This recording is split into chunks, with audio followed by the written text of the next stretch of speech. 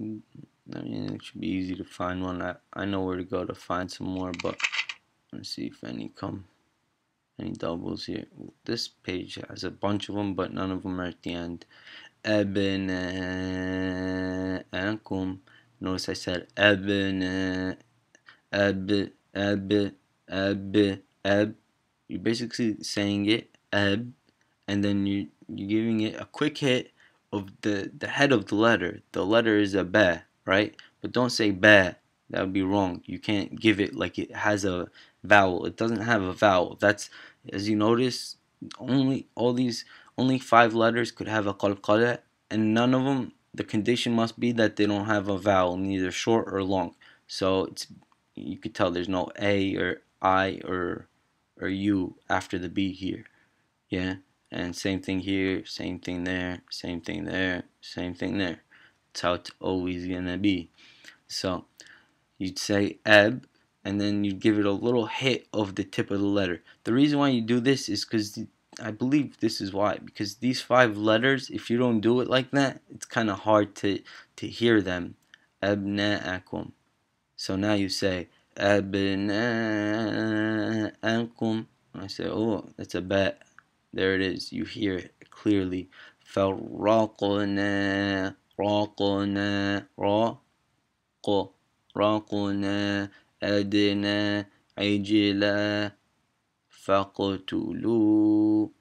Yeah, you get the point. It gives it that bounciness. قد علمت قد علم. Yeah, رجزا وادخلوا الباب قلنا ادخلوا قلنا ادخلوا. Yeah, أدنى بقلها يخرج لنا. Right here.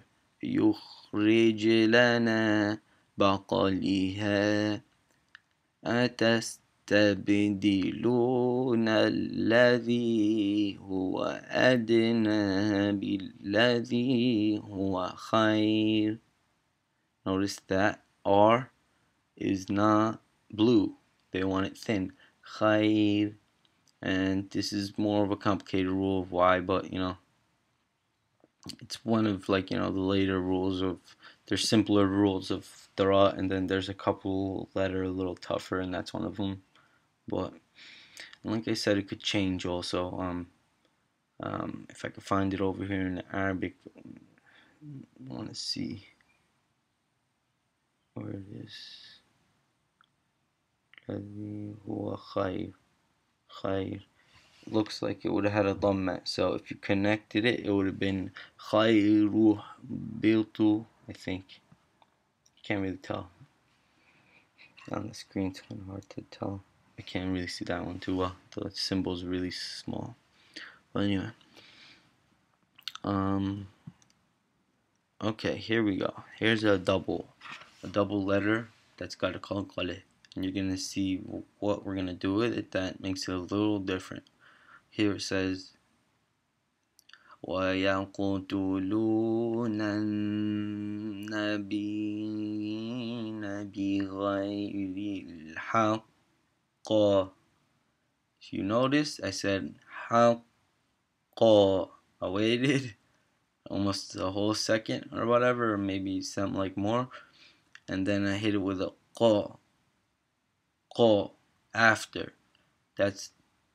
That actually lets you know that it has double letter, because if it didn't have a double letter, then it would have been, assuming it was, just so you guys know what it would have sounded like. It would have sounded like this: بغير الحق حق. No delay in between. Right away, just back to that bouncy feel. حق بغير الحق. That's different. So this is why you gotta know what you're doing here, because you kind of changed the word, because then the listener is gonna think, if you did it the other way, if you did بغير الحق, then that kind of leads me to believe that it was only a single Q, a single qaf there, but really there's 2. So the qalqala must be a greater one, and you achieve this by put a little space there, like a break of a note or two, and come back with the qa. So again, ويقتلون النبيين بغير الحق حق حق. You could tell that space is like boom, boom, boom, boom. حق. If it was hajj with J's, it would have been hajj. But now, if it was a single J, it would be hajj, hajj, hajj, hajj, whatever. But when it's two, it's hajj, haqqa, haqqa, qa, qa. You don't want to do a whole qa there. That's wrong. You can't be adding it like it has a vowel. You don't want to go so far into the letter that you carry out the vowel from it, Like that letter qa, qaf, qa. You don't want to do that. You just want the tip of it enough to give the b, b, qa, j, j, just the, like, picture you had the the letter in your iTunes, but you're gonna play it, right? And you push play, but right away you hit stop. So it's like that's how it has to be, like a little snip of the head of the letter, and then stop, so you don't get into the vowel part. So it's بغير الحق حق. Yeah, and that's that. Here we could, this technically here or here is called, sometimes it'll be idgham, sometimes it'll be ghunna, and it depends. It'll be ghunna when you got the shadda on the letter, and you're only gonna have that when it's like usually in the same word. When they come in two different words, like here comes two different words, you got tanween, and then it goes into the next word, but it's adgham because the next letter starts with that same N. So it functions, they almost function the same, they sound the same, but just technically it's a different name because it's something else. It's something else. So it's a different rule, but you perform it the same way. You pronounce it the same way. You do the same thing with it.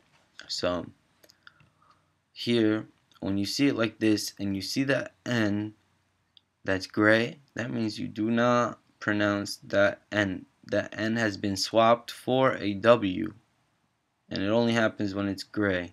This is part of the idgham. The next letter gets doubled, and that letter gets dropped. The N sound gets dropped. So it would be, so this right here is syllable by syllable is ra, ra, down, and you hold the W for a 2 count. So it becomes رغدا وادخلوا الباب سجدا وقولوا حطة نغفر لكم خطاياكم وسنزيد المحسنين. If you'll notice, نغفر, fir, see that R, thin, نغفر. The reason why it's thin, because it doesn't have its own vowel after it, so you look to the one before it, and the one before it is broken, or kasra, which gives it the E on the F. The fi, نغفر. So that's the reason why it happens, but if you don't want to know why, you just see it, you'll know it's black, it's thin. نغفر, fir, لكم خطاياكم. By the way, these rules here are the Hafs rules according to Hafs. Hafs is like, I would say the major way, like most people recite. Then the other school would be Warsh. It's, mostly it's all the same, just little different things. Like what I could tell you is like the rules for the R change in Warsh. so they treat them differently. So sometimes what you would consider a thick raw in Hafs, in Warsh they will make it thin. So like the word adraka has a qalqala on the D, ad, and then ra, that's thick in Hafs. So it's adraka, like Laylatul Qadr. وما أدراك ما ليلة القدر. Yeah, أدرا. But now in Warsh, I don't know what their rules are too much, but it would be أدراك. They would do it with a thin raw on purpose, because their rules for treating raw are a little bit different. And then they have slightly different rules on med. So sometimes in Hafs you won't do a med, but in Warsh you would do a med. So it's like just things like that. Other than that, it's just how they treat their rules that's different. It's like a different school. They all go back to the companions and stuff. So, you know, inshallah it's all good, and that's pretty much it. Different styles and stuff. But it's all one Quran, and it's all the same. They just, from looking at uh, the letters, what they get, and they have different rules. So, but they're still looking at the same letters, the same words. They'll treat like things different. Like if you see this before that, then make it thin. Whereas this one treats it, differently. So, the Warsh rules are probably a little more complicated. I don't know too much of it, but like if you go download this Quran Flash, you get the transliteration one, is the one I'm looking at, or then they got a normal one with just the Arabic on both sides, or you could get a Warsh one if you want. But the Warsh one, I don't think is transliterated. So I don't think they took that step, because like I said, Warsh isn't like they just, there's Warsh in like some countries. I'm not sure. Like, I know a bunch of Egyptian reciters that are famous. Like Abdul Basit, but he used to read everything. He'd read it one time in Hafs, and then he'd go back in Warsh, and then he'd go back and I don't know what, Allahu Alam. So he knew all the different stuff, and if you watch some of his videos and pay close attention, one time he'll say Adiraka, and then another time he'll come back and say Adiraka, and he's doing that on purpose. He's following Warsh rules, and then he's following Hafs rules, and then he's doing this, but he doesn't, like, don't mix them. You can't mix them in one breath, in one ayah. Like, you cannot read the first half of something in Warsh and then continue the next half in, no, that's gonna be wrong, man, one way or the other. But now if you read the whole thing in Hafs, and then you stop, you take a breath, and then you come back and do it over in Warsh, that's pretty cool. That's cool. So it's like, some people that they're good enough, they could do that, but don't mix it and say, oh, I read this part and that part. No, it's like read it, stop, and then read the other one over in the other style, and that's cool. So let's see, any other rules we could look at now. It's pretty straightforward, man. Not too much with the colors. It really, once you get used to it, know how to treat the colors, it gets really, really easy. It's a great help. It's a great aid with the colors, because you get a Quran without any colors at all, and then good luck. A lot of people can read like that, just straight black print, and they will do all of it with all the proper tajweed, but that's not everybody. Then there's a lot of people that have been reading all their lives, 40 years, and they don't know anything about tajweed. So it's alright, but inshallah, it's best, you're supposed to learn how to read with proper tajweed rules from the go, because we believe that's the way the Prophet read it. That's why these rules exist, so that we can imitate that style. And that's really the whole point, is to read it with those rules, is to read it as if the angel Gabriel had given it to the Prophet Muhammad, the way Allah had given it, revealed it, inshallah. And see if I can find. There's more stuff